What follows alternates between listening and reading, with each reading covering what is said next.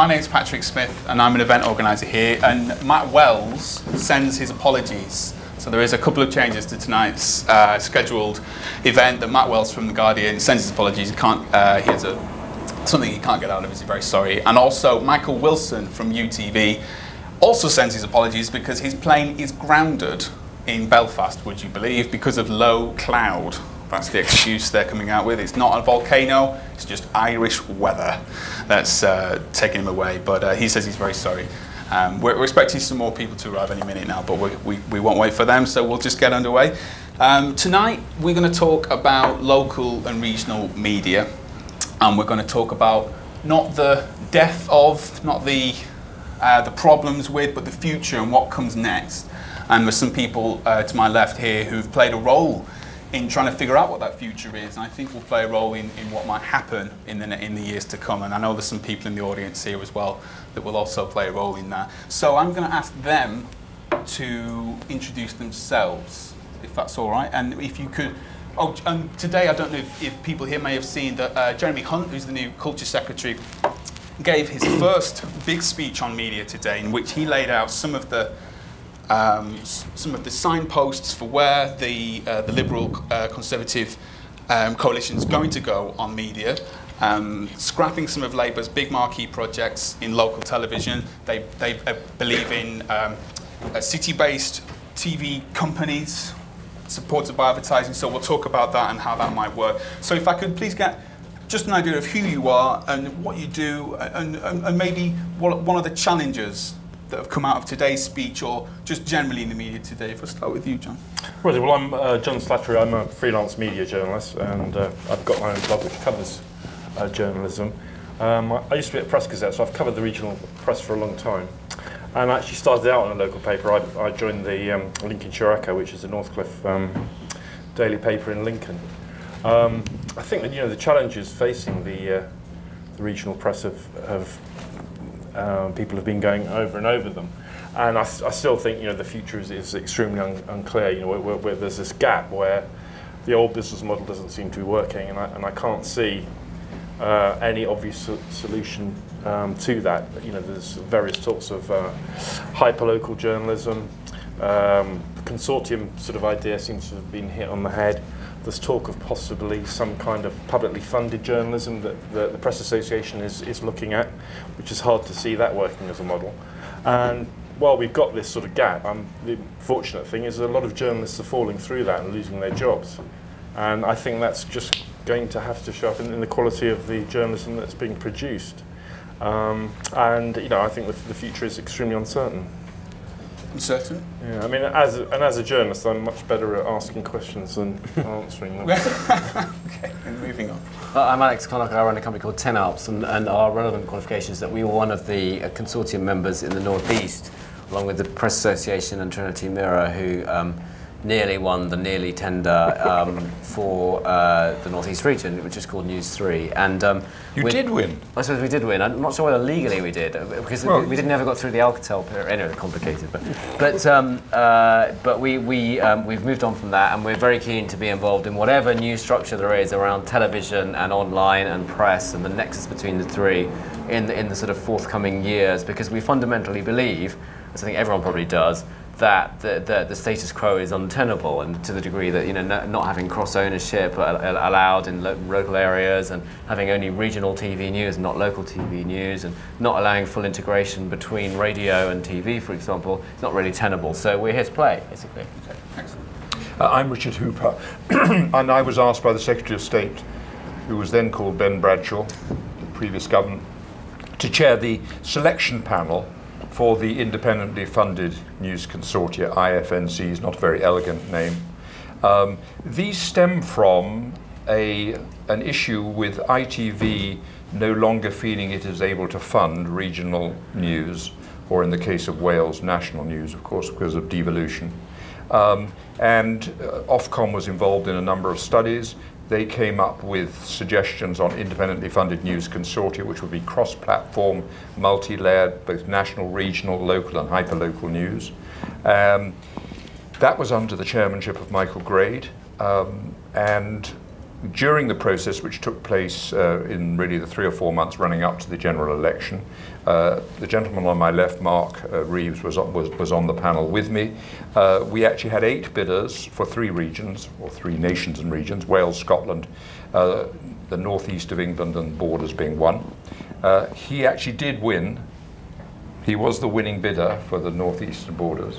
However, Jeremy Hunt, in opposition at that time, said right from the beginning he didn't believe in IFNCs, he didn't believe in state funding of local news, and today he said it, but now he's Secretary of State, and so he said he was no longer going to do IFNCs. And we'll tackle that just now, and lastly, Marc. I'm Marc Reeves. I'm editor of the West Midlands part of the businessdesk.com, which is an online news service serving regional businesses. We have the West Midlands site. It was launched in Yorkshire by David Park in the former business editor of the Yorkshire Post. We also have an outpost in the northwest. Before that, I was editor of the Birmingham Post, and before that I've had various roles in local and regional newspapers all across the UK. For 13 years I worked pretty senior levels within the regional part of Trinity Mirror, latterly down in Trinity Mirror Southern, where it was my unfortunate privilege to preside over the sort of early part of the contraction of regional newspapers. Some people call it consolidation, but it did involve the loss of several hundred journalism jobs and others around, not just in the south but across the country, and we've seen that continue. My view is, and it's sort of easy for me to having stepped away from a 20-year newspaper career, to say, oh, the future's all digital, Yahoo sucks, I'm all right, Jack. But it isn't as simple as that. During the process where I worked with Richard on the IFNC bits, what was remarkable to me was the level to which the role of hyperlocal activity, hyperlocal journalism was coming through in pretty much all of the bids that we saw, I think. And having looked at that in more detail, and in the West Midlands there's a particularly vibrant hyperlocal scene, if you want to call it that. I believe that therein lies the germs, the germ of the seed that is going to start to provide some of the answers to what happens to regional journalism, because we're going to come back to that. I don't want to get you going on hyperlocal journalism, because we're going to absolutely come back and really examine whether there is something of a model there. But on to what happened today, and just to reiterate, as Richard was describing, the IFNC project, which is the independently funded news consortium, which was never going to be a winning brand name, I never felt. I think they were going to have to think of something a bit more snappy. But basically that's not going to happen now. We knew that was the case, but now it's just been rubber stamped, and we definitely know. And this is what Jeremy Hunt said today. He said that, firstly, by recognising that plans for IFNC were misguided, they had the positive benefit of stimulating new and imaginative thinking among local media companies, some of which are here today, for which I am grateful. And he says, I want to carry on talking to those people who submitted bids about your ideas. So that's saying you can't have BBC licence fee to do it, but we hope to help you do it somehow, I imagine. Is that a fair way of looking at it? Richard, you were involved in the panel. What's going to happen? Well, I mean, the Secretary of State today stated that he believed in local city television stations. That is what he bases his strategy on. It's based on a report, for those of you who are interested, by Roger Parry, who wrote that report for Jeremy, I think about a year ago. And so that is where he thinks the future lies for local media. He did use the interesting expression in critiquing the independently funded news consortia that they would turn out to be, people like Alex would turn out to be a subsidy, what was it, subsidy junkies. And so the strong implication is that local television is the route forward for local media, in his view, but without government funding. Exactly. So as we stand today in 2012, I think it is, when ITV no longer does local news on television. So you'll turn on your television in 2012 at the moment, and at 6:30 and see nothing. What does a television production company think about today? What's going to happen? Are you going to be doing these broadcasts in 2012? Well, I think ITV will still be doing local news, won't they? Well, at the end of their licence, which is 3 years, yeah. but they'll have to. Well, what do you think about today? Are you excited? Are you going to work with the? Well, I mean, whatever happened in the past is a sunk cost, so we need to just don't worry about that. But I'm still as engaged as I was, and I bet if the other 7 bidders were here, they would say the same thing. Is you can't sort of walk away from the fact that there's a whole nation out there with 60-odd million people in it, which basically doesn't get covered by the national TV. Unless there's someone on a rampage or or something, or Notting Hill's involved. So we absolutely need to get out there and cover it, and I think it's still an exciting landscape. I think if there's something to regret about today, it's perhaps that they've just commissioned an investment bank to do a 6-month study of what the business model will be for local TV. Thereafter, they will then formulate some sort of process, then they will run the process, then people will bid. And it's, it's basically, you could have had IFNCs getting going in kind of 3 months' time on air, and actually the sort of most optimistic scenario now would show that perhaps it'll be 2 years, I would say, before anyone gets on air with any of these new local city stations. On the other hand, they sound pretty exciting. But the idea of local city stations hasn't got an amazing pedigree in Britain. Channel M, which was Guardian Media Group's attempt to do a city-based local station, which I think itself was modelled on city-based stations in places like Canada. I mean, it effectively doesn't exist anymore. Well, it does exist, and I think that what you've got to do is reinvent the model. And I think the interesting thing about Channel M is perhaps they weren't radical enough in inventing it. The other key difference with Channel M, and potentially what the government are now talking about doing, is where that channel is visible. It's quite hard to find Channel M. At one stage, Roger Parry, who wrote the famous Parry Report, was talking about a Channel 6, a kind of a US-style network with local news opt-outs into some sort of national network. If it were on Channel 6 in some kind of quasi-terrestrial way, that would actually be highly visible, and the economics would completely change. I think we genuinely have to wait and see. And just lastly, because I think this is quite relevant to you, is that Jeremy Hunt says that Birmingham, Alabama has 8 city stations, whereas Birmingham, West Midlands has a grand total of none. But what are the barriers? What's holding us back, you think, here as a business? What's the business model for this? Well, at the moment there are no licenses available, so... Well, say if there were, but you say the Tories and the Lib Dems will say, here's a licence, you can bid for it. Well, I think these are the questions that the IFNCs came to, and I think that the business model has to be some form of cross-platform advertising sale. I think that when we were doing our bid for the North East, and actually it was interesting when you heard the other bids, they had exactly the same thought. Basically, you worked out that if you could get hold of the ITV advertising in that slot and cross-sell that with newspaper advertising and possibly radio advertising, you might actually be able to come up with a viable business model. And I continue to believe that. I think that's a credible idea if you've got the decent TV transmission. Sure. And moving on, Marc, you run a website. It's a business website. It's a niche. It's based in not a city but a region of the West Midlands, and you've experienced in newspapers. What was your reaction to this debate about whether there's an advertising model? Because you have an advertising model, and I think you're making something like £1 million a year as the business desk as a whole. So you're proving there is some sort of advertising model, but you're nowhere nearly making as much as, say, the Birmingham Post might have done in the past. Well, of course not, because the economics have completely changed. I wrote in my blog a couple of days ago, the argument that there's no money to be made in online advertising is true if you're also dragging behind you print obligations and the pensions and the plant costs that go with that. But also I would question whether there is a future in trying to be a generalist service of any kind. What we've identified is we're trying to squeeze 2 niches in 2 different ways. We identify a region, and then we identify a particular sector within that, which is the business sector. And that happens to be a very, very lucrative, self-interested sector that is looking for information that helps it make money every single day. And what we're trying to do is to tap into that with a very, very low-cost business model. And I do give a health warning to people who ask about this in terms of, is this the future for regional journalism? I say, well, I think we're starting at the top of the pyramid. We're taking, well, to mix metaphors, we're probably taking the low-hanging fruit. Applying that model to other parts of local journalism is probably a challenge, but I think there are things to be learnt. I'm surprised there isn't more specialist online sports-focused journalism regionally, similarly with arts and leisure and entertainment. There are a few things popping up, but I think that's probably the way to go in the future, because the idea that you can corral a generalist audience, I think, is obsolete.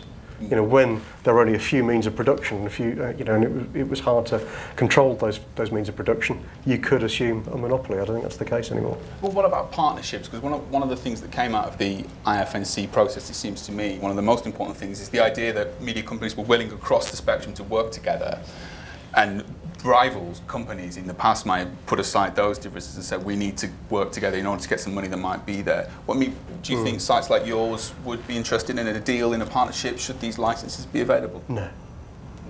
No. Not at all? Not bothered? No. I mean, we are a purely online service. We're very focused on a very, very simple proposition. And forgive me, Richard, if I'm breaking any protocol, but we sat in a few rooms and there were some very, very fixed grins on the faces of people who were sitting next to each other. You know, they weren't happily going into this on the whole. They were being forced by necessity, by the market, by the changes, to try to come up with, to some extent, a bit of a last throw of the dice. Don't get me wrong, there were some remarkable, fantastic ideas that were coming out of that, and I'm very, very saddened that we can't see a few of them go ahead, just to learn from them, if nothing else, but we are where we are. They were subsidy junkies. Well, when we were in the rooms assessing what was passed in front of us, we did keep on coming back to the assumption that this subsidy would go away. You know, in my mind, it wasn't an ongoing subsidy. No. It was a pump prime, or whatever you want to call it, an opportunity to test something that hadn't been done before, and also to market test it in order to answer the question: is there ongoing commercial life after this? Unfortunately, we weren't given the chance to test that. I think quite importantly, Secretary of State this morning said that he was certainly looking at cross-media ownership rules, which relates to your partnership question. Because in this country there's been quite a strong constraint on television owning, radio owning newspapers, and I think that certainly the Secretary of State this morning would suggest that they will try and move away from those rather tight constrictions, and thus in a deregulatory environment, city television and so on may be able to flower. Yes, but deregulation, if it'd be good to ask you, I was just going to come on to that.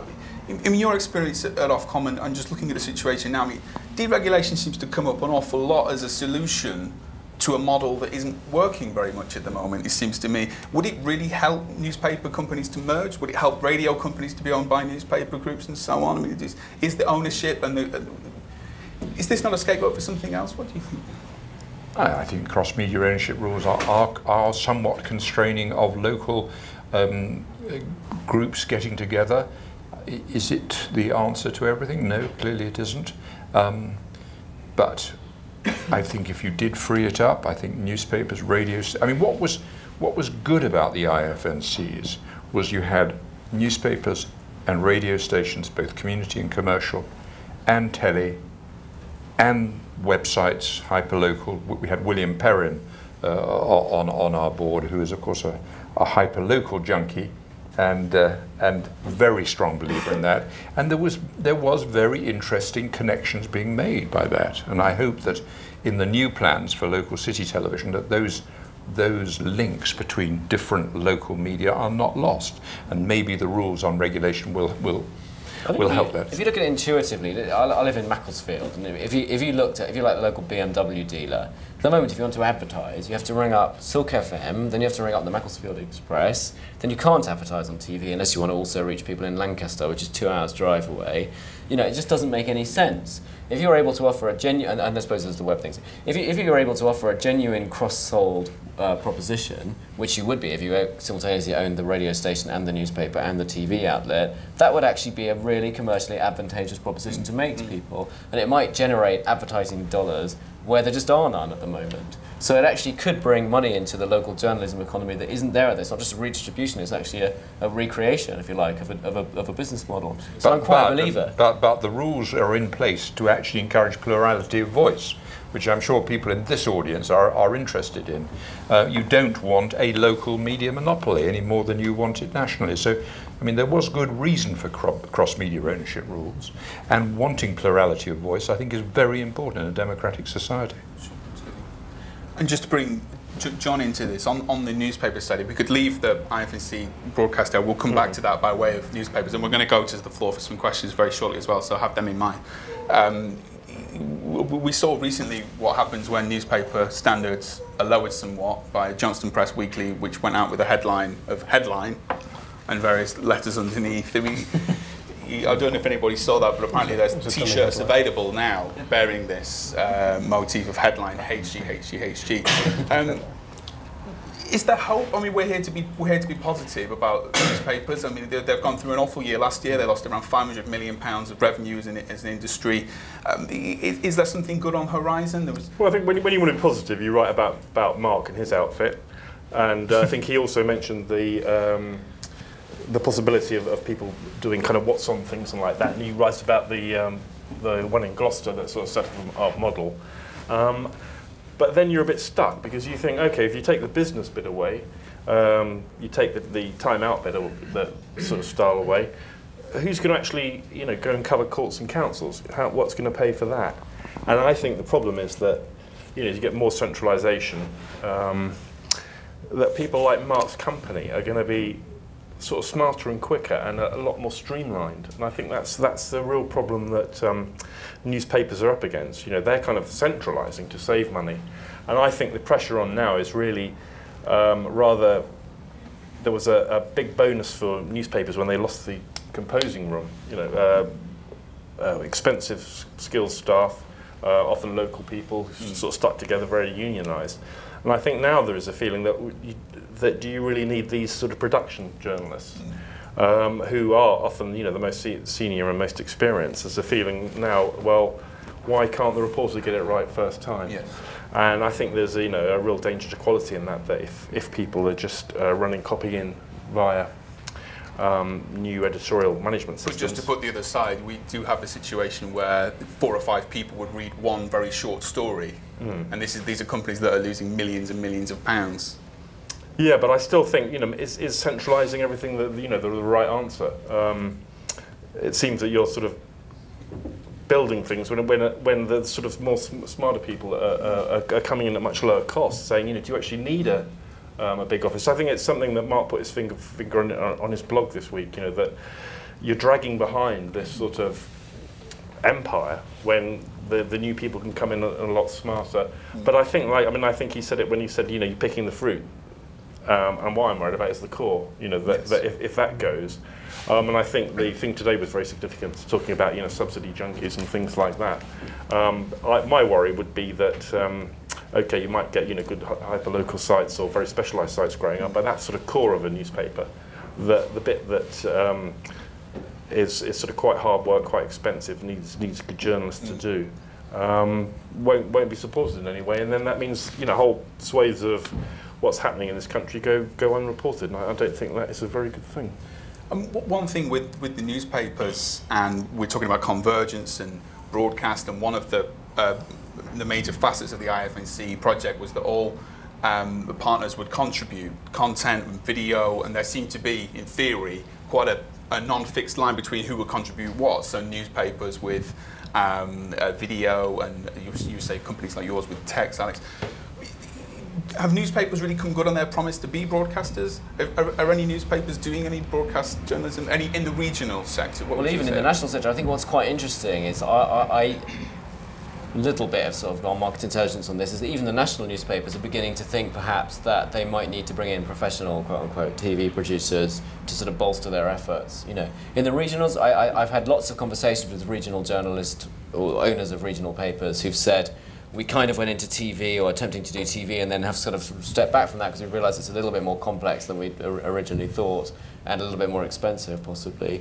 But I've also had lots of conversations with them where they're incredibly engaged with it. And I think what was fascinating about the IFNC process from my perspective was how little recalcitrance there was amongst the owners of the major newspaper groups to getting involved in the multimedia proposition. After all, R1 consisted of us, a relatively small production company with Trinity Mirror and the Press Association. There are others with Johnson Press, there are others in Scotland with the Scottish News. Pretty much every newspaper group genuinely got involved with the cross-platform thing, and if our experience anything to go by, really meant it as well. So I think that there's a lot of multimedia impetus out there. I think the slight shame today in a way is we could have had IFNCs and then done the local stations, and that for me that nursery slope approach would have been great. That's a shame because we're not going to have anything else in the next year and a half. I mean, one of the things we liked about Alex's bid, and one of the reasons that he won, was that we weren't looking for business as usual. We weren't saying, well, okay, let's just have Channel 3 news at 6:30 as it's always been. Let's have, this is a pilot, 2-year pilot, £8 million a year for 2 years, 40 million quid in total of money, not actually, well, it's from the BBC licence fee, but it's actually from the digital switchover fund, so it's actually not from the heartland of BBC licence fee. And so we were looking for sort of new ideas, and one of the things we liked about this bid was taking the television studio and putting it smack in the middle of the Newcastle Chronicle, right in the middle of print journalism. Because certainly what we heard from newspapers is our journalists today have got to increasingly be, and to say this in the Frontline Club is rather important, they have got to be video journalists. I mean, you know, they can no longer be text-based print journalists. They've got to have a video element.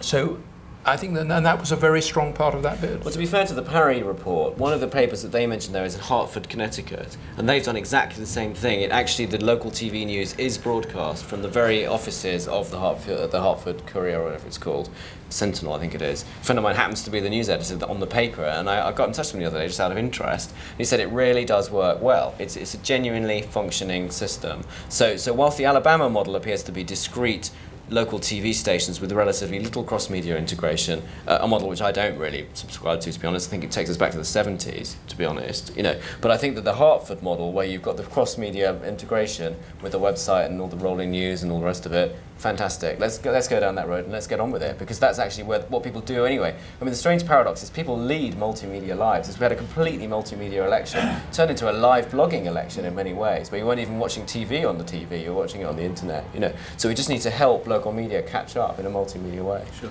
Well, I think Marc in his blog mentioned about the last 15 years or so going to conferences, and I think VJs was very much the buzzword. And I remember seeing papers in Bristol with people reading out the news. But I don't see that there's been an incredible demand for it. I mean, there was live TV in Birmingham. Is there an audience there for it? I think there's a danger of sort of conflating the method of delivery with the medium, if that doesn't confuse people too much. In that, the fact that journalists use video doesn't necessarily mean there's a demand for TV stations. That whole definition about what kind of medium is what, I think has been thrown up in the air for the past 5 years anyway. But even more so, with the perhaps overhyped iPad and iPhone 3, 4G, and everything else that's coming along. But the ability to absorb video on the move easily and quickly and very cheaply, I think will even more start to challenge the very definition of a TV station. That whole idea that things will have a linearly delivered video experience is probably going to be obsolete within 5 years anyway. So I think the question needs to move on to how can whatever media property or organisation or brand integrate all those different kinds of content in a way that that particular audience wants. The answer to that may be a TV channel, but that's not your starting point in my view. The starting point is what's the audience that you're trying to meet. Sure. I think it's one interesting dimension is I'll bet you that ITV have read the bids that you chose, and I bet you they'll be ringing up the local newspaper groups who did those bids and saying, let's get together. In other words, the IFNC may spawn some sort of hybrid children, which is ITV's existing news operation meets, the big newspaper So group. From the ashes of this yeah, thing exactly. Unfortunately, people like us will almost certainly get cut out, because why would ITV hire independent TV producers when they've got a bunch of pensioned, existing, but that's fine, in a way, but we'll compete with them in 2 years' time. But I think that could well happen, and that would be a logical step, because it just makes sense to be multimedia. Could not some of the agreements you came to survive? You could do partnerships with some of the partners? Listen, we'll talk to everyone, but I'm just being practical, And the other thing, Patrick, though, there was a very strong element in all the bids and all the discussions of a move away from top-down news. I mean, television tends to be very top-down, centralised news going down. And a lot of the bids had, for want of a better word, bottom-up, UGC type of news. And with citizen journalists and union members getting upset with us about when we mentioned citizen journalists, we had to be very careful. But citizen journalists feeding in stuff from the bottom, from local areas, from the hyperlocal sites and so on. Well, I'm glad you brought. Well, I was going to tackle that later, but let's tackle that now. I'm just going to leave that. The movement of, for want of a better word, hyperlocal. Personally, I don't see the problem with local. Hyperlocal sounds like it's in your garden or something. It's just smaller than local. It's just much. Okay, good.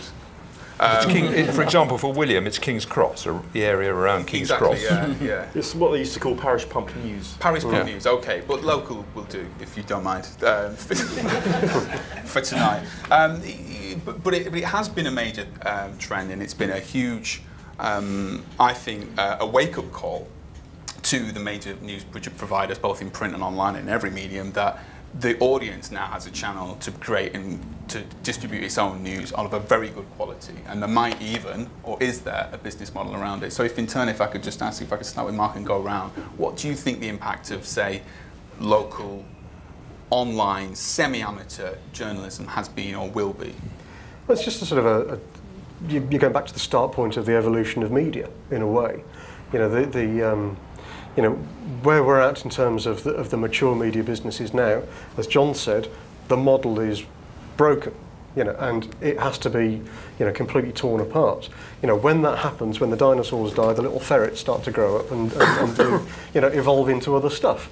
And I hope I'm not being too Pollyanna-ish, but you can start to see, you know, nascent, very, very high quality, very passionate centres of hyperlocal or local journalism. They're happening. Not all of them are. Some of them are absolute crap. Some of them are absolutely brilliant.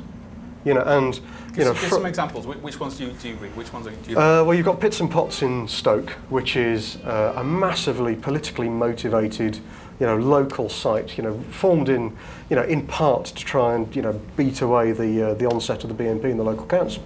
And you know what, it's been pretty successful. You know, and sometimes they've sort of set their jaw against the local media, the existing Sentinel and others, and radio stations. Other times they've started to work with them. You know, they're now actually quite a serious force in reporting councils, in reporting some court cases. You know, what they're really rubbish at, which is my main point for hyperlocals, is being hyperlocal salespeople just as well as they're being hyperlocal journalists. And actually, the future isn't about the journalism, because the journalism will happen. You know, you get very, very high quality people doing it who are either professionals or ex-professionals, or give them a certificate and they will be professional, you know, pretty easily. It's whether they can turn that into a commercial offering. Sure. And unfortunately, most of these hyperlocals have come from a left field where business is the man, it's something that you don't want to engage in. That's now changing because they're realising they have to be able to survive in an unsubsidy junkie environment. I used to work on a newspaper where the commercial people were banned from the editorial floor and were chased out by the editors. Right. So that's what we're dealing with. Yes, exactly. Yeah. Anyway, so Richard, what's your take on this movement? Well, I think you know, I think I've said it. We are talking about a fundamental change of technology. I mean, this is. A lot of this is driven, let's be honest, by the arrival of the internet in our lives and hollowing out sector after sector after sector. A recent example in Australia where Google decided to have a go at estate agents, that whole area. And I think in about 6 months or 9 months, they took $100 million of Australian revenue out of the estate agency sector just by approaching it in their particular way through search advertising. So we are talking about a fundamentally different world, and the difficulty is that what is £1 in analog media is a penny in digital media. And everybody in the room, you know, and we hate it, but the fact of the matter is that £1 becomes a penny, which means that the costs we're talking about have got to be savagely attacked. And that is the reality we live in. I mean, I'm on the board of Yell Group PLC, Yellow Pages in the UK. We own Yellow Pages in Spain, USA, and here. And we now have getting on for 30% of our revenue from the internet. But it's fundamentally changed our business. We're into search engine optimization, search engine marketing. We compete with and collaborate with Google. So if I can ask, what's the lesson from the Yellow Pages, which is the ultimate classified business, the old media business? What's the lesson from that journalists could learn? What could bloggers, what could the people here who might want to form a business model, what's the lesson there? I think that it's so obvious. I mean, the future is going to be very much driven by the internet and the web, and I have a feeling it'll be at the center of the media connections. Now, I don't subscribe to the view, there are people who say television dies. I think that's rubbish. I mean, the World Cup coming up will teach you very obviously television doesn't die. I don't believe radio dies. People drive in cars, and radio is a mobile medium. So I don't subscribe to this notion that suddenly all this stuff is going to disappear. But I am quite sure that at the heart of your strategies, in the middle, has got to be the web. Absolutely. And how you deal with that, and how you monetize it, which is the point that Marc has made. Alex, what do you think? Are you betting that professionals like yourself and your staff are going to be making the best content? Yes, I am betting that.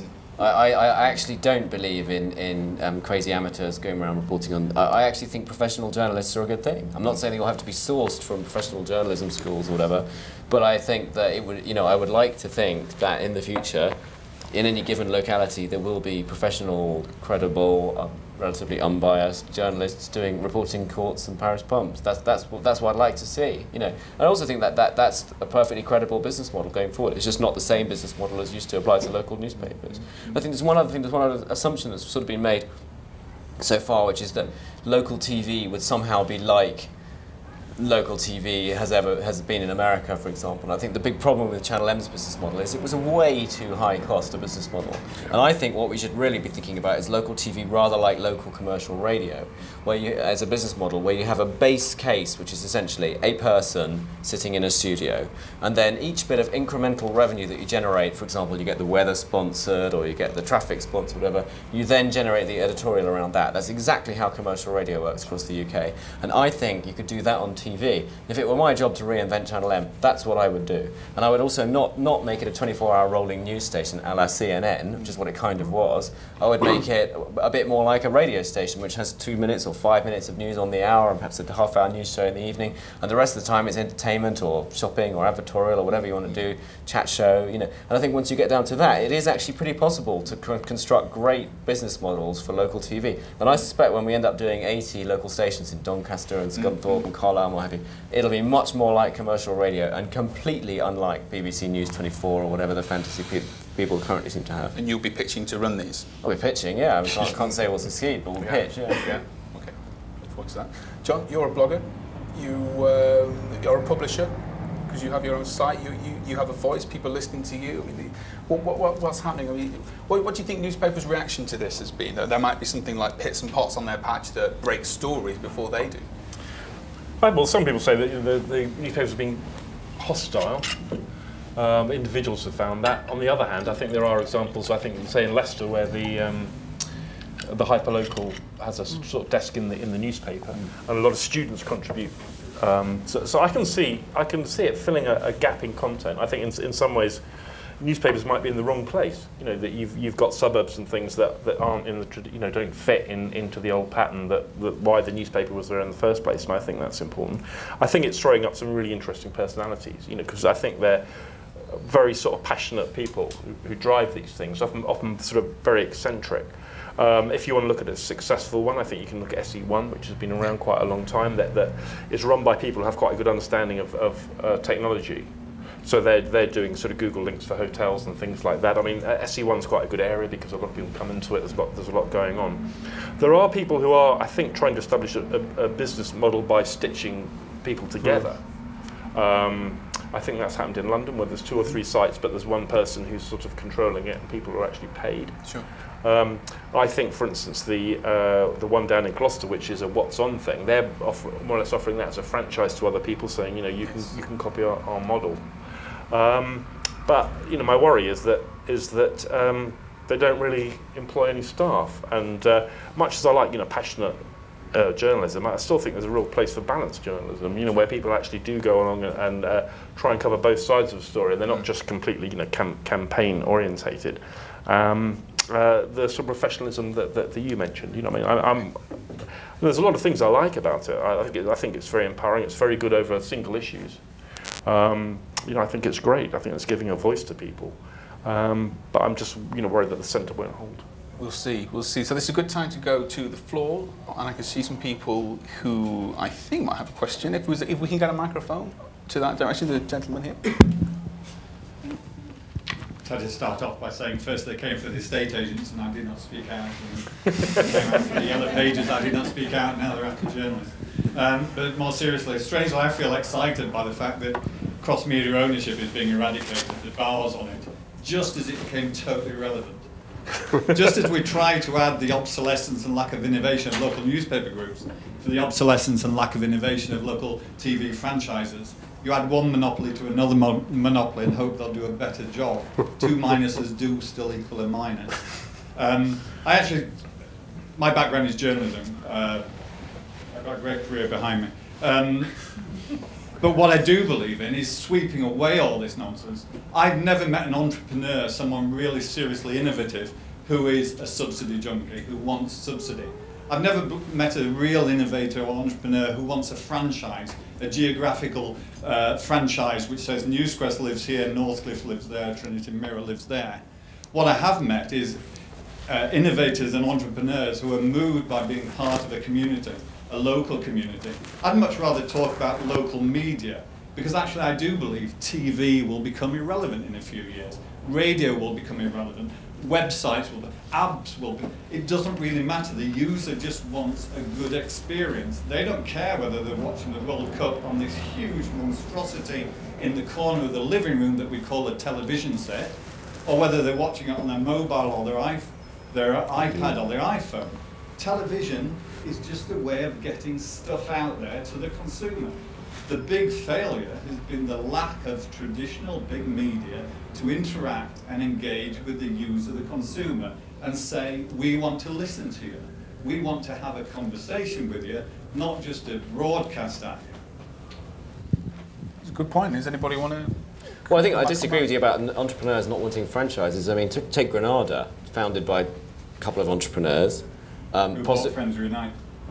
Well, no, that ITV bought Friends United. Granada was started in the late 1950s, nearly 60 years before they bought Friends United, to be fair. And Granada had the monopoly, a franchised monopoly on advertising in the Northwest region, and actually delivered some of the finest television journalism ever made. So it doesn't and it was a great business and an entrepreneurial business. So it doesn't necessarily follow that all franchises are bad things. And I think if some of the kind of spirit that enabled Granada to create a high quality commercial business were carried across into the new city stations, you know, in a sort of Thatcherite way, it might be possible. I suspect that might be quite a good thing, actually. Absolutely. Anybody else? There's a question here. Will you get the microphone over there? I wanted to ask Marc, where do you get your stories from? Are they coming from companies or citizen journalists, or where do the stories come from? Well, being business news, almost from the day we launched, there's pretty much a queue outside our email inbox from both businesses and delighted PRs that they found another outlet for potentially their stories. So of course we do get inundated with PR material, and some of it is very useful and some of it is very good. Most of it is discardable and irrelevant. No change there then. And the rest of it is we have 3 journalists, including myself, who do what journalists have always done, which is go down to the bar that we're very happily located just above, right in the heart of the business district, and talk to people in business, because that's our community, and get stories, work them up, and follow them up in a very, very old-fashioned way. And what's even more delightful is 80% of our web traffic is generated from the daily email that we send out to, in the West Midlands, about 2,500 people every day. And that's just like putting together the front page of a newspaper, so I'm sort of having my cake and eating it at the moment. So the answer is just from wherever anyone gets stories. And are you going to franchise your model to other regions? We're certainly going to be looking at other regions, yeah. Whether that's franchise model or not, I don't know. Well, I didn't mean it lengthily. Are you subscription or advertising? It's the financial model is 100% advertising, sponsorship, whatever you want to call it, but basically advertising. In order to get full access to the site as a reader, I need your email address, please. And that then gives me the relationship with you. And do you think it would sustain a subscription model if you tried that? Or paid? Yeah. No. No. We'll come on to that. That was going to be my big last question, but never mind. There's a hand waving in at the back there, and then we'll go to John. Before I came down here, I had a 2-hour meeting with... Could you just say who you are as well and what you do? I'm Rick Wagman from AdApply. AdApply was the hyperlocal advertising platform, which is actually part of the successful Wales Online or WalesLive bid, part of UTV, which is a shame that Michael wasn't able to join us. And clearly we have an idea that if you give people an elegant enough network structure in terms of advertising delivery, and in particular if you start to reward publishers slightly better. I know Marc has made mention of his Google AdSense returns, and actually, you know, pay-per-click has been one of the scourges of the regional newspaper industry. So we've got ideas now about how do we, and I'm coming out of My Football Writer, which again is another niche, just as such as So Gloss is, just as the Business Desk is pulling out a particular niche, and it's working the double niche that Marc's Business Desk does in that I do Norwich City and I do football, just as Marc's Business Desk will do business and it will do Birmingham. But one of the interesting things for us right at this moment in time is delivery platforms. So actually, if you can start to look at infrastructure providers who take us towards the next step in terms of broadband connectivity, so if we, rather than assuming that our future for the next 3-5 years is going to be dictated to by a 2 meg BT landline, if we start to look at infrastructure providers who are going to be offering city-sized places access to, let's say, a 20 meg Wi-Fi cloud, how would that change everyone's perception of what TV is going to be, of what news is going to be? Where do we see IPTV? Where would that leave a print press? It's, if you can imagine a UK regional city with a Wi-Fi cloud sat above their head, where does that take everyone's thinking? So effectively, if I've got this right, the question is, what about a model that's not necessarily direct advertising, it's an ISP, an internet service provider, that would have a sort of cloud-based Wi-Fi across the city, and then you would monetize the relationship between the user and the broadband. So what about that? Does anyone think that might work? Well, one of the things that I found remarkable, being a TV novice when I started the journey with Richard looking at IFNCs, was how anachronistic the definitions of the ITV regions are, in terms of it's all about geography, or where somebody found a field to plant a mast, and that therefore defines a hill, sorry.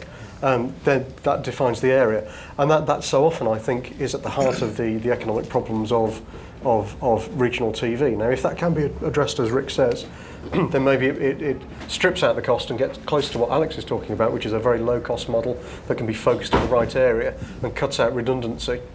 You know, that sort of wasted reach that you don't actually, you know, doesn't give you a return. So maybe it would work, but I'm not the TV expert, Alex. Do you think, Richard, do you think Ofcom would be interested in licensing something like that?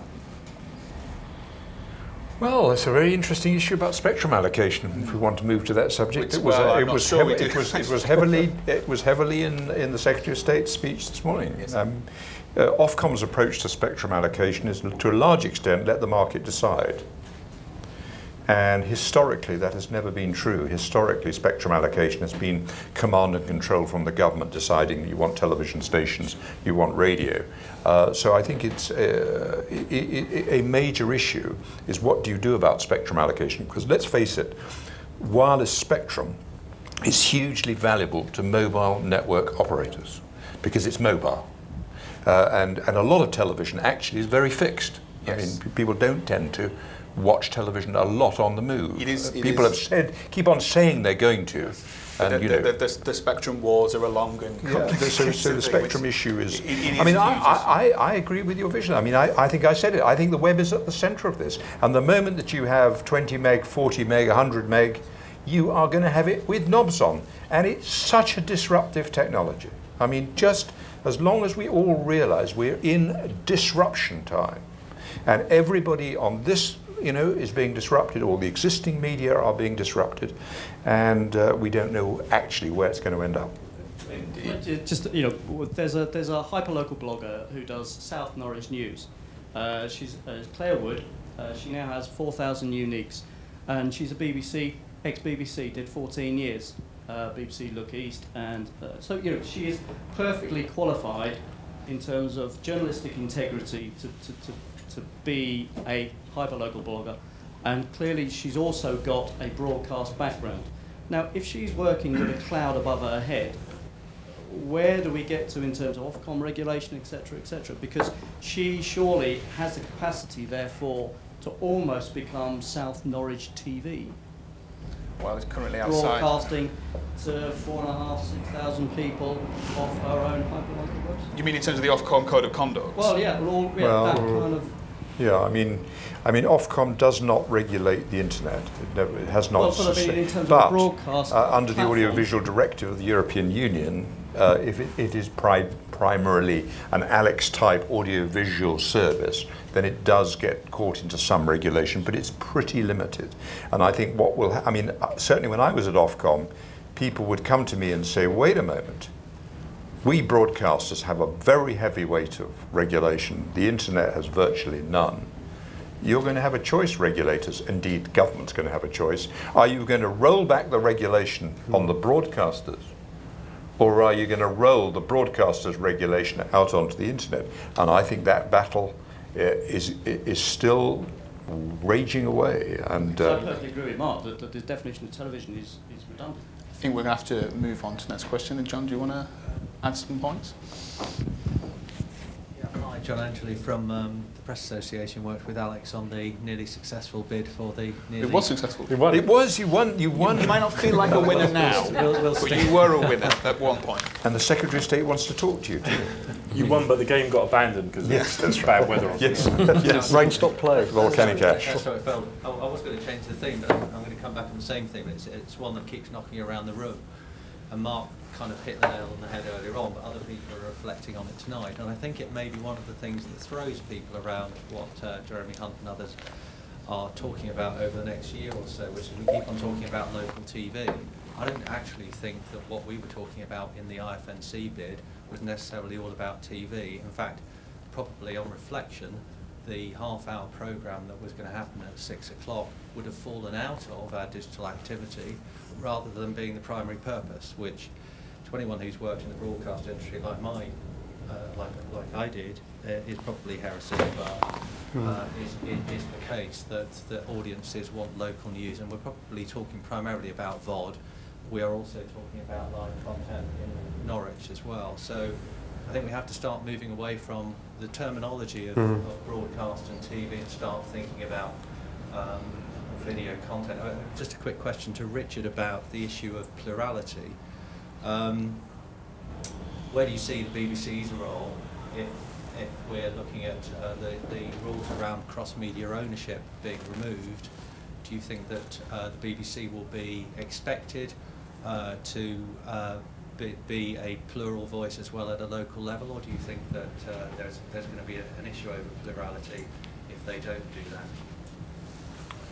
Well, I would slightly answer it. First of all, I would say that in this country, one of the heartland principles is that the BBC should not be the only public service broadcasting voice, and that there should be a plurality of voices, which means Channel 4, which means ITV's public service broadcasting obligations, and so on. So in that sense, plurality is protected. And it's interesting that we don't seem to have a debate in this country about whether actually you can afford plurality of public service broadcasting. I mean, everybody assumes you can have it. There are a lot of countries where plurality of public service broadcasting is a luxury that they cannot afford. I think the BBC right now is in the position of doing less rather than doing more. I mean, I think that is the cloud that sits above the BBC. I think a lot of criticism, a lot of views that it has done too much, it has marched into too many areas too successfully, and has had a damaging effect upon local print media and so on. So I would not see that as being a very strong element in the next few years. In fact, John, I don't want to put you on the spot, but well, I will. We were talking earlier on about the idea that journalists aren't covering local news in the same respect as they would at the council level or something like that. But PA is doing quite an interesting trial of doing local reporting and actually supporting it. And I was just wondering if you could talk about that briefly. Well, I mean, you know, before we get to any kind of solution, do we want to recognise the problem? I mean, you know, it took some time before everyone spotted that there were problems in the banking sector, by which time there was a crisis, and we all went down the pan. So I think all that we're saying at the Press Association is, should we be looking at this as an issue and looking at it seriously, and, you know, the solutions that may emerge from it, people can be advised by some proper studying in this area, and what we're really trying to do is simply set up some kind of assessment of what is happening, particularly in the arena of the courts, from whom we've had feedback from those in the court services saying that they're seeing fewer and fewer journalists there. So we have a problem. I don't think there are too many people that we've spoken to in the industry who would disagree about that. And I think at this stage we're simply saying we've got to kind of understand the issue and how we address it. So you know, before we start sort of talking about what the solution to that might be, I think we're really at the point where we want to understand it better and get a debate going. Yes. Genuinely get a debate going about how local people, how people nationally understand that justice is done, but also seen to be done. It's an interesting point, yeah. So you know, I probably want to leave it at that. No, absolutely. I just thought because that really goes to the heart of what we were saying earlier about, you know, courts not being reported. You say council, court staff are saying that people aren't going to these meetings, and we're going to see more of that unless there is some kind of solution. So it's the. But do you think it comes up against this idea, you know, when the government's saying it doesn't want subsidy junkies, and somehow that would be subsidised news? Would people swallow subsidised news that was paid for by the same government that you were trying to hold to account? No, I don't. Would the government encourage it? I mean, you know, they don't. They seem to be against what they would see as sort of subsidised news. Well, I think this government is certainly against it. So we'll see. Is there another question over there? Hi, thank you. I wanted to briefly touch on the topic of hyperlocal news, because I write for a hyperlocal publication. Which one? Occasionally in Brighton. It's very hyperlocal. It's called the West Hill Whistler. Comes out once. It's called the what again? West Hill Whistler. What's the website if we can go to it? It's not. They haven't got a website. They've got a blog. Okay. It's westhillwhistler.co.uk, I believe. Okay, that's good enough. But it's printed. It's printed every 2 months, and I think that they don't have very good circulation. People don't tend to read it, to be honest. I enjoy writing for it. But I think that the problem with it is that it doesn't include enough information. So when people read or buy a local paper, because it seems that there's a generation of people that find it increasingly difficult to part with any money for news because they're used to getting it all for free. When it comes to buying a local paper or a national paper, they'd rather buy a national paper. I find that local papers are kind of not in the right place anymore. People don't have the same connections with the broad areas that they live in as they used to have. The commutes are getting longer, people are living further and further away from the cities, and we have the longest working week in Europe, I think. So maybe hyperlocal is the answer, because people then have more of a chance of engaging with a community that they do feel some sort of communication with. They're actual proper neighbours, things that are happening, you know, down the road, not, I don't know, an hour's drive away, which is what seems to be happening. You raise a spectacularly good point. We'll come to Greg in just a second. But the point, if I can boil it down to this essence, you might be saying that young people are not particularly voracious consumers of local media. They would prefer to go somewhere else, to a national newspaper, perhaps to online, and you said there's problems with that. But isn't this a major problem if someone would take this point that the audience for regional newspapers, I mean, I don't know if, Marc, you found this, is getting older progressively. I mean, everyone's getting older, you know, in a relative term. It's a very existential question. In a galactic sense, Marc, would you say that? No, but what do we have to do to appeal to young people? I mean, for example, if there was the new city-based TV programme or TV stations or your service or somebody else's, what are the challenges? What are the incumbents not doing to reach the youth? Well, I've sort of been boiling away, and it was from what John said. He said frame the question in the right way, and too often we're framing the question is, you know, in terms of how can we encourage TV, how can we encourage newspapers, how can we encourage websites, and that none of that talks about the value of the information. You know, and I think the sort of roundabout way of answering that question is, it's about, well, you know, what do people need to know in order to live their lives? You know, and it's media independent. It really doesn't matter. You know, where are these people absorbing stuff? And the fact is, it's only going in one direction. You know, it is going, as Richard said, online all the time. And if you can deliver things in a certain way to a local community, then they'll do it. Sometimes that'll happen to be through something through their letterbox that's physical, but not always. Not always. Okay. And again, Mr. Greg Hafford.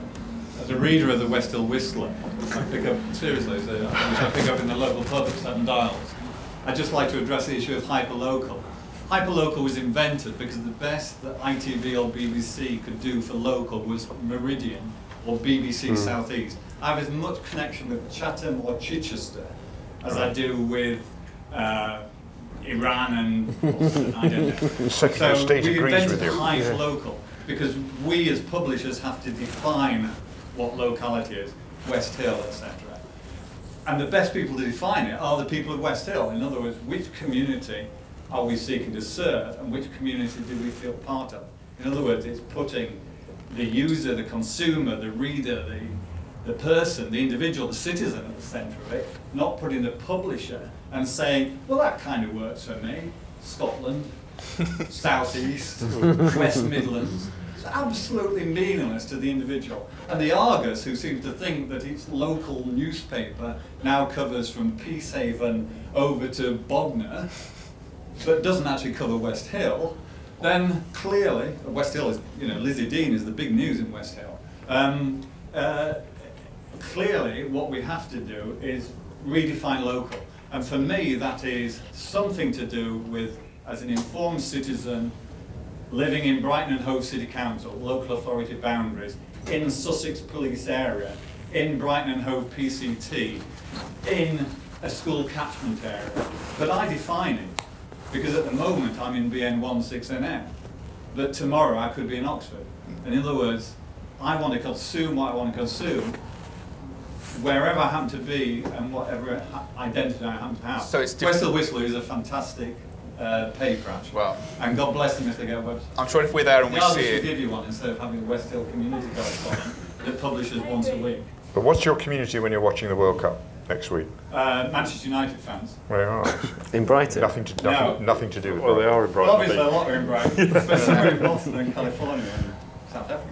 Or Manchester. But that's a good point, because essentially then what we need is, was what you're saying, Greg, is the move from taking your editorial focus away from your physical distribution. So don't just cover the areas that your vans that take your newspapers cover, that it sells in shops. You create an environment. The Argus in Brighton, sorry if there are any friends from the Argus here, the Argus in Brighton should create an environment in which the West Hill Whistler should thrive. Yes. The BBC isn't doing too much, it's doing too little. Okay. The BBC is doing too little to provide a digital environment for informed citizens to engage with the digital democracy, to fulfill themselves as public citizens. Yes. Instead, it's giving me live football scores, which other people are doing. Yeah. Well, the BBC does a lot of good things as well, just to balance that out.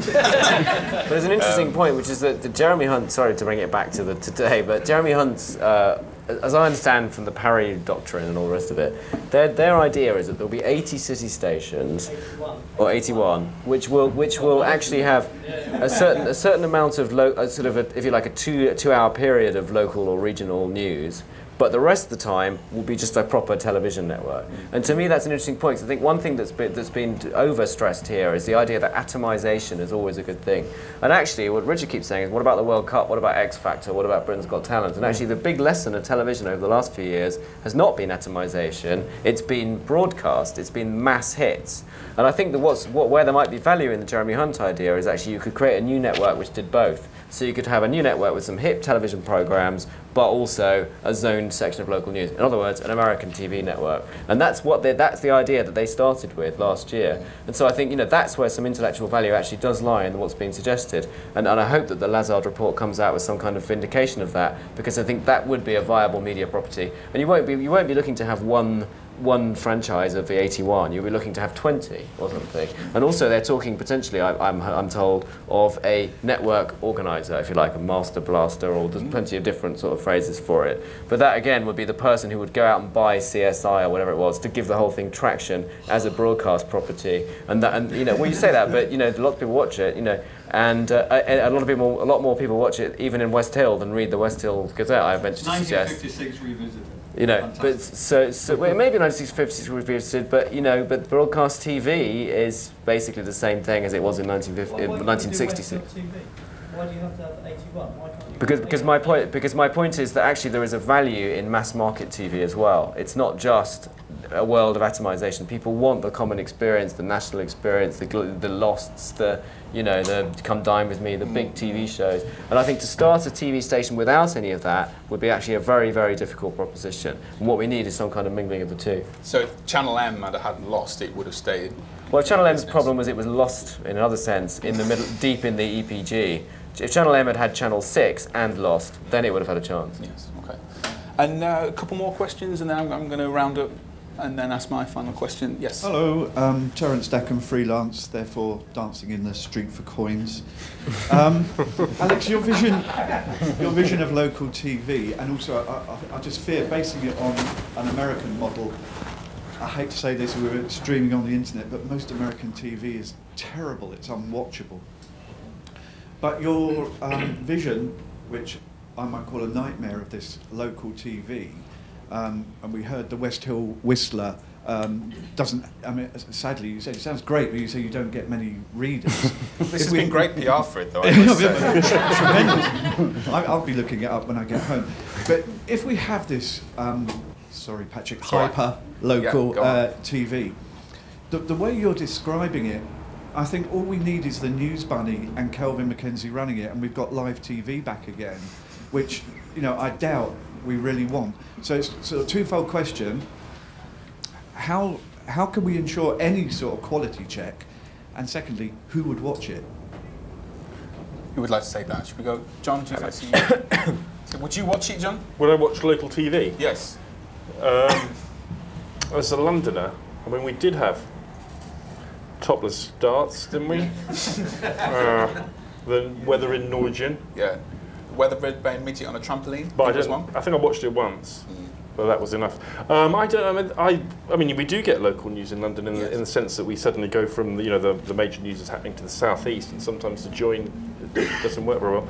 I don't think so. I think I'm more likely to look at stuff on the internet, and you put you insert film and stuff into your website, don't you? So I think I'm more likely to be searching for stuff rather than saying, let's turn on the local news. But I mean, London isn't a very good example of a place that naturally, it's got a local paper that sells doesn't sell gives anything away something like 600,000. even though it's got a population of 8 million. I think local news is much more important in, let's say, Whitehaven or somewhere like that. Well, this goes to Greg's point about people don't identify with.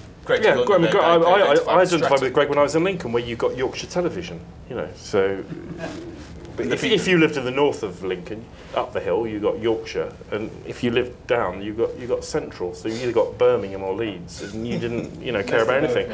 And that is an example, an area that's outside the sort of main reach. So I think local could do very well there. But I just wanted to say one thing, that rather than being the kind of undertaker for the regional press, the fact is that weekly papers do very well, and they are hyper-local, aren't they? A lot of them. That kind of local news has been around and has been used in the past, and it seems to be.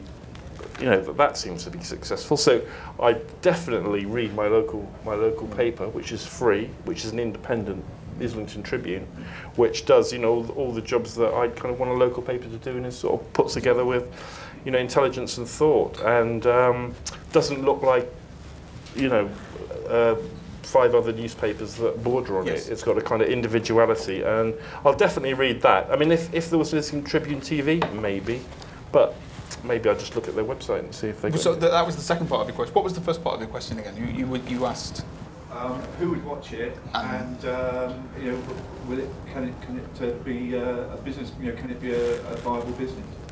Well, this is the question. I mean, can it be available? I think we could. I think we answered your question earlier before. I think the answer was, Alex, you would say hopefully, and you'll be a part of that. Does anybody like to add to this? Just finally on the. Oh, well, the quality as well. You were saying about it being like live TV and the news running and whatnot. So I don't think that's right. I mean, I think that it'd be very odd to take live TV as the business paradigm for this, not least because live TV didn't work. No. You know. So, I think that the overall lesson of British TV over the last 5 years is that actually kind of lowest common denominator didn't really work. You know, if you'd been to the Edinburgh TV Festival in 2003, everybody was moaning about the idea that it was just going to be game shows and stripped soaps and what have you. And that's really not the way it's gone. And actually, it's probably more quality on British TV now than there was 5 or 10 years ago. So I don't think live TV is the right paradigm to examine. I think it could work. I think it has to be totally cross-platform. We seem to have fixated on the idea it's just going to be a TV product. Actually, if it's a cross-platform product with radio and online and newspaper in some yet to be figured out integration, then maybe it will work. Something's got to work. It's got to be better than 6 hours. You know, have you actually watched ITV local news in any of the British regions in the last year? It's just awful. It's like watching the Antiques Roadshow only without the jokes. I mean, it's just terrible. You know, you can't take that as the creative model for the year 2020 in British regional journalism. So something's got to change. It's just exactly what. Okay, and will we take one last one perhaps, or maybe a couple? Anybody there? Okay, well my question is that we've talked about business models, we've talked about things that work, we talked about good journalism, local journalism, new players in the market and how old players might work together or even work with new players. Do you agree that the whole idea of profit and the whole expectation of profit from doing regional news has to change? Does there have to be an expectation that the margins and that the returns that people have enjoyed for the past however long it is just has to change? We're not going to rinse the amount of money from advertising, from subscription, from whatever it might be in the future. Do you agree with that, Marc? We'll start Marc and go this way. Journalism has to be done profitably, otherwise it's the BBC. You know, that really is the bottom line. For as long as we're in a capitalist society, and we are, and we will be for a very long time to come, unless there's a revolution, I don't see any evidence of that. Any endeavour that wants to build a sustainable future for journalism has to be built upon a profitable model, and that's what we're aiming for. The implication in your question is, have the large groups expected too much from local media franchises, regional businesses over the years? Absolutely they have. You know, all the money that should have been sunk into really meeting that threat that we went to conferences over the past 15 years learning about, that should have gone into R&D, real innovation, real experimentation. That we know, you know, last year we tried to top slice from the licence fee. Actually went into shareholders' pockets, which is no bad thing in a capitalist society. But if that then means that those organisations hit the buffers in the way that they have done, it's a very short-sighted policy. And do you think that's the case, that we won't reach the heights we have before? I mean, the Birmingham Post isn't making as much money, and it may never see that money again. Oh, those profit margins. You know, Johnson Press were trumpeting almost 40% levels, you know, setting the bar for all the other peer group PLCs to follow.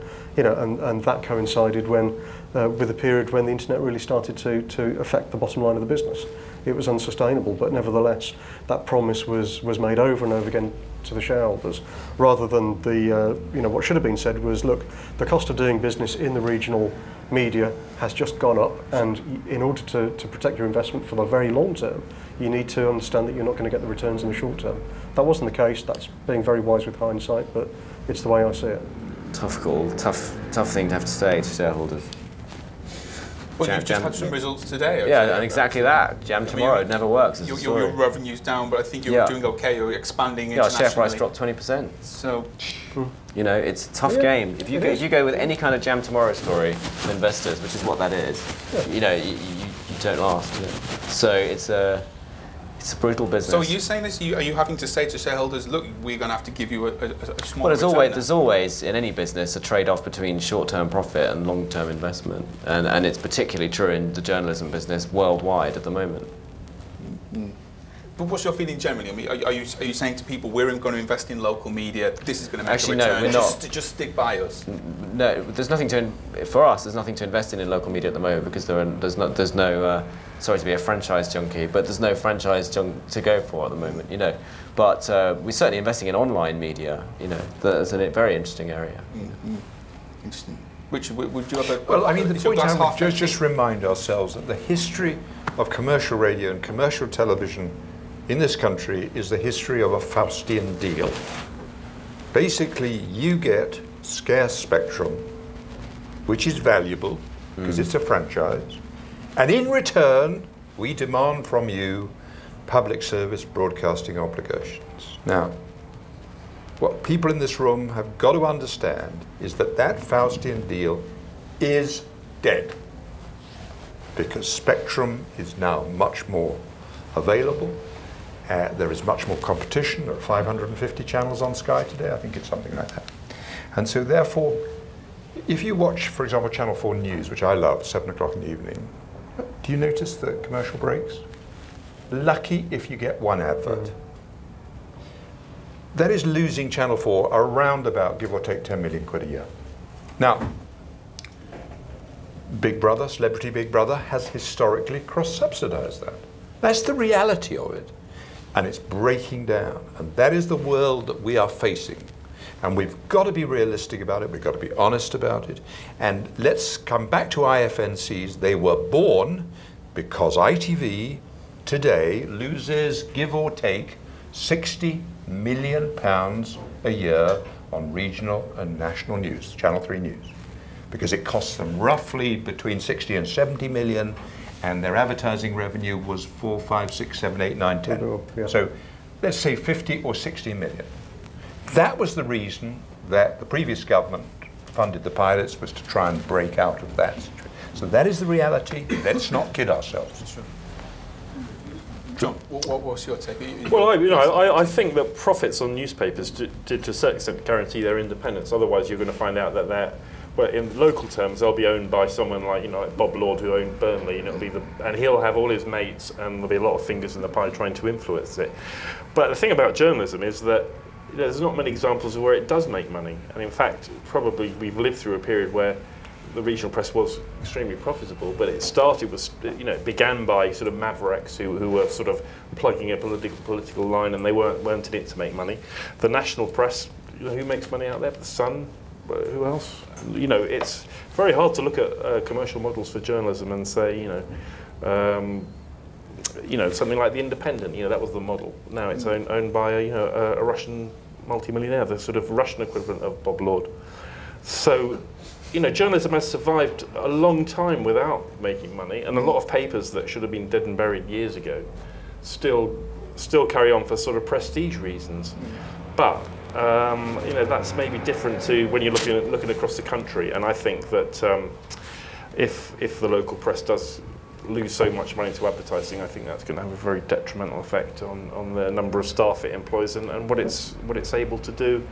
And I think what it has done is very important, and I think its standards of journalism were very good, and I'd be very worried that they're being destroyed by lack of profits.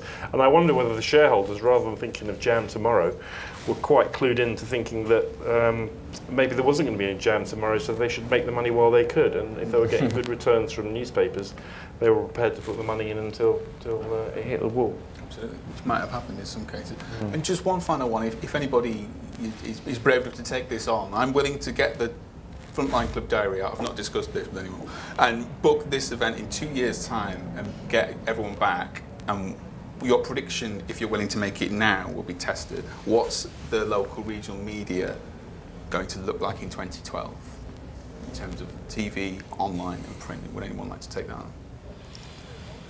I had envisaged that the answer may be no.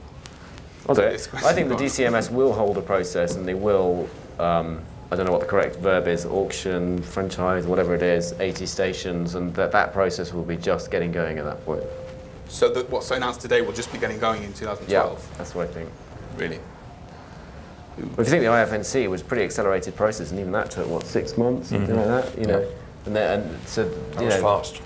So I think it'll take 2 years. I know somebody who thinks someone in the know who thinks it would take 5 years. So, Right, so we'll see you back here, 2015. That's look forward to it. In the book. All right. Get some new pictures.